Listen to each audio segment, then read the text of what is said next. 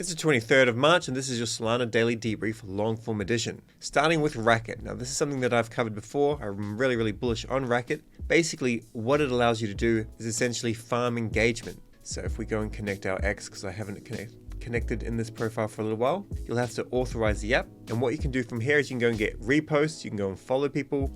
This will allow you to earn a certain amount of Racket. I'm already following Pack, so it doesn't really work.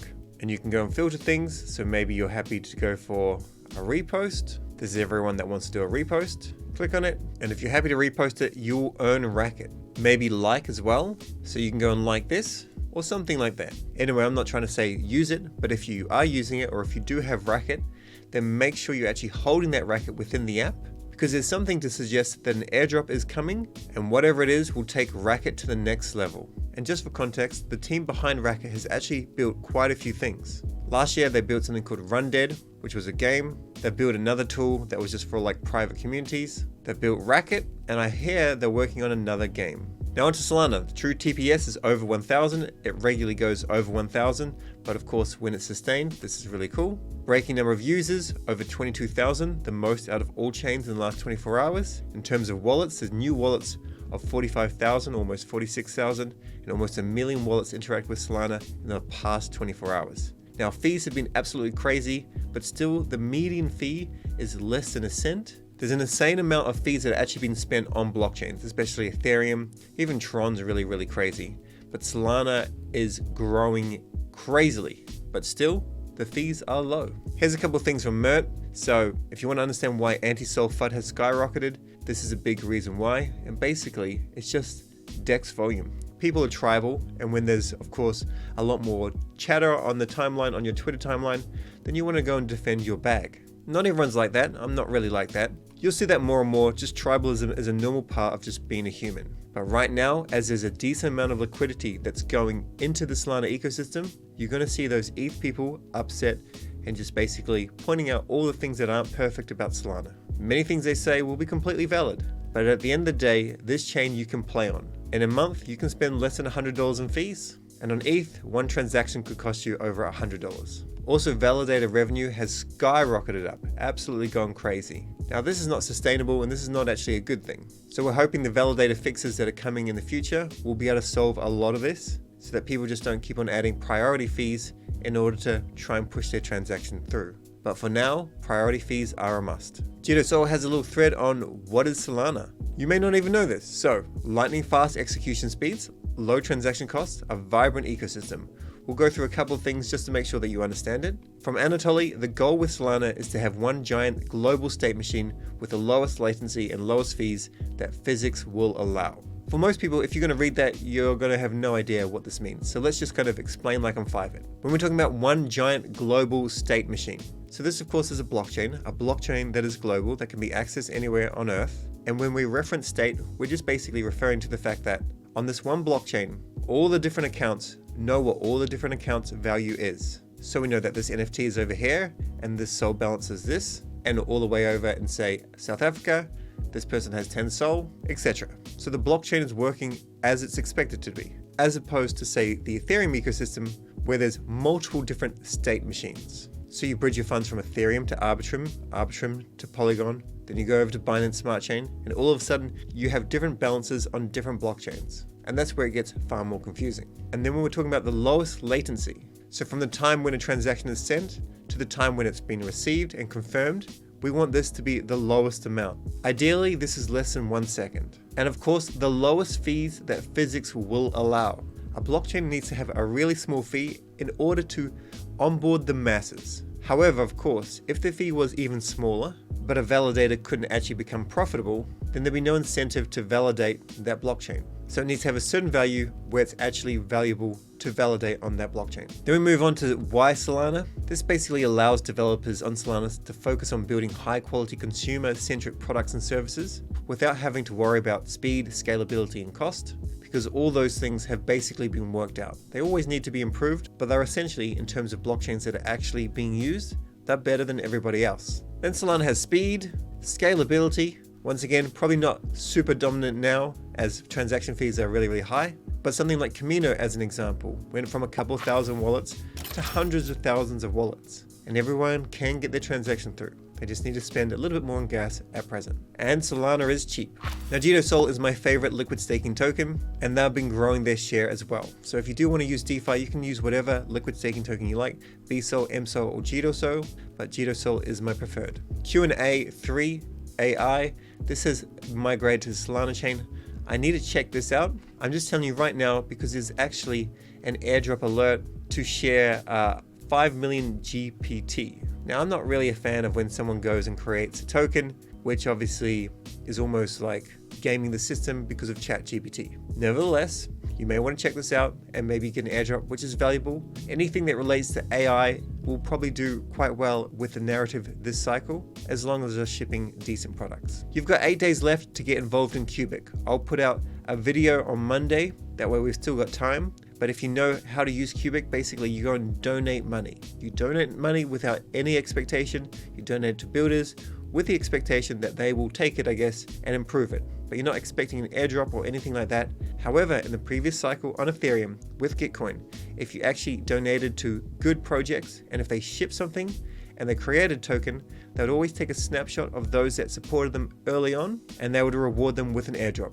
So maybe the same could happen here. Just a reminder, the launch of Zeus Network is on April 4th. In my opinion, this has a lot more building to be done. But aside from that, it doesn't really matter. Narratives are narratives. They won the LFG Launchpad vote. People should be quite bullish on them moving more Bitcoin onto Solana. And if they do manage to do that properly and in massive amounts, then Solana will do very, very well. So in other words, don't fade Zeus Network. CryptoCurb has this great little graphic here. And I love it how CryptoCurb does things, because the issue that a lot of people do is they do things such as Dupe versus Uni. Uni reached the price of $25, Dupe can go $25 and stuff like that.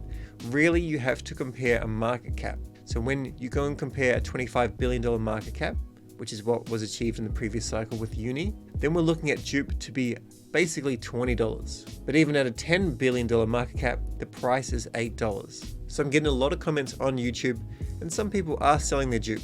You're welcome to do whatever you like. There's more to Dupe than just price appreciation. However, I believe it's going to outperform Solana in terms of actual gains from this point. Solana can go to $1,000, 5x, maybe a little bit higher, but Dupe will probably go over $10. So that's really a 10x. So just keep that in mind and not financial advice. This is kind of crazy, but a rugger of a Solana NFT project, Apes Undead, have been indicted on federal charges. All I really want to say here is don't go and rug, add value to the space. If you're going to ship something cool. If you're going to rug, just don't even waste your time, go to another blockchain. Debridge Finance achieves 1 billion in total volume, with 50% traded through Solana. I think a lot of the reason why this is happening is, of course, airdrop hype. So you may as well get on it as well. Go grab a couple of wallets and bridge a little bit through and bridge a little bit back. Maybe it works out or maybe it doesn't. Dupe has been integrated with Crypto.com's native wallet. Birdeye is my favorite source to check on new tokens. However, be aware that if they include hate and racism, they will not actually show on the website. So I think you can understand what we're referring to here. There's tokens out there that mention Hitler or the N-word or other things like that, and essentially they will be blocked. And to be perfectly honest, don't really see that there's a high value in trading those things. Maybe they pump initially because things tend to pump, but none of them are going to be the next whiff. Let's just be honest. One other reason to avoid those coins is potentially Solana-based devs will compile a list that go and engage in actually buying these tokens, and then they'll be blocked from future airdrops. And this is a smart move because it's essentially a black propaganda attack. So propaganda is when you make something well known, and black propaganda is when you deliberately made something poorly known. And black propaganda is big business. It's big business in Web 2. It's literally one of the ways how an actual war between one country and another country happens. It's how you brainwash citizens. It's everything. And now there'll be people either from Ethereum or other chains or people on Solana that are doing things now to hurt actually Solana. So just skip it. It's not worth your time. I'm going to see if I can look into IONet today, and then I can give you a little bit more information. However, this is basically a platform where I believe you can use your GPU in order to earn rewards. And what's really, really cool is they have a recent expansion that allows Apple hardware to actually start providing compute power from an M1, M2, or M3 chip. So traditionally, everyone on the Apple space cannot actually add any compute power because it's all GPU based. But now they're after these chips as well. So this is worth having a look at. March 25th for Banx, I'll cover this next week. more projects are qualifying for the airdrop. I believe this will be a first come, first served airdrop. I'll give you more information next week. It's not super clear to me right now. Backpack has shipped a really cool feature. It's still my preference that you actually use Phantom just because it protects people a lot better. But if you've got the skills to pay the bills, then of course use both. But essentially what I'm really keen on is the fact that when you're using a wallet, you need to see really good simulations so you know what's going to happen when you go to a website. Anyway, you can see here, there's a little wee side panel here. So there's no pop-up if you like. You can just go and interact and it just stays there and then you approve it in the side. And I do think that's really cool. Hivemapper has now mapped over 60% of the global road network. The only thing really actionable here is if you do a lot of driving, then go and order one of these. I don't know when they're shipping. I hear that there's a little bit of a delay, maybe a few months. But if you're like a truck driver, cab driver, something like that, Uber driver maybe, then it'd be worth doing. If you're just driving like 100 kilometers, 60 miles a week, it's probably not worth you getting one of these. But if you're a few hundred or 1,000 or a couple of thousand, then I think this would be really worthwhile. If you've been creating content, then Kamino will potentially give you some more Kamino rewards.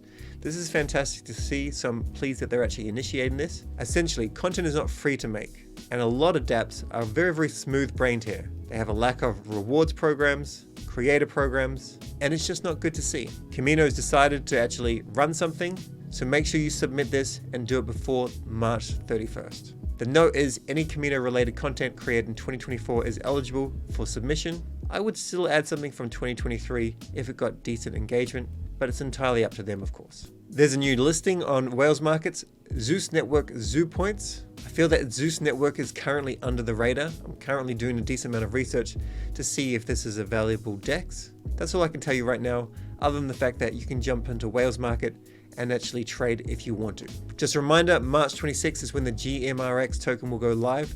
Now this will be on BNB chain, so it's not going to be on Solana. However, the NFTs are on Solana. I know I still need to cover staking. I still have time. You still have time. And right now, if you've got a GPU, I would suggest, if you're keen, to actually go and download the software and actually earn some GMRX token rewards. They will accrue in the app, but of course the token generation event has not happened yet. There's 120 land deed NFTs. It says auctioning them off. I think it may be raffling. 500 Kiwi per ticket. If you've got a bag of Kiwi, you may want to jump in and do this. I'll most likely do this. Have a little bit of a gamble, nothing crazy, maybe like $20 worth of tickets, and we'll see how we go. Fabiano has an airdrop guide on Sharky. I'm not doing anything like this, I just don't have the time. And NFT farming generally has a lot more kind of risk than DeFi farming, but you may be personally keen on this. Solar has a thread on farming basically Drift, Clone, and Solend. I won't cover it here, there's not enough time, but you can have a read if you're keen on actually trying out Clone. I haven't actually tried this yet though. It's very new, under 10,000 followers, so just keep that in mind. And Pike Finance has released their P tokenomics. Is it P or is it PIU? Once again, I still need to do a decent amount of research into Pike Finance as well. Your actionable for today though is very simple. Go and use the Solana Airdrop checker. I've covered it many times before. Paste in all of your addresses and go and check them for any airdrop. You do have to log in now to see if you qualify, but essentially, if you do, maybe you qualify for some Racket, then go and claim that Racket, put it into the Racket app. If you qualify for dupe, you can go and claim your dupe. And there are other ones out there as well. EtherFi, NIM, Wormhole as an example. That's the only actionable. The other thing that I want to mention, this is not financial advice, of course nothing will ever be so, but basically pay attention to the Degenerate Ape Academy and their IP play. A lot of money's leaving NFTs. It's just the way things work. DeFi has way better gains. Money goes where it's treated best. It's always the case. It always will be the case. What the Degenerate Ape Academy is working on is really cool. It's a comic. Now, I'm not telling you to go buy a Degenerate Ape. If you want one, of course, go grab one. But what I'm saying is, look for any brand that's actually working to leverage the IP. Otherwise, I think probably over 90% of NFTs are probably worth just skipping. Anyway, that's all for today. Stay curious, and we'll catch you Monday.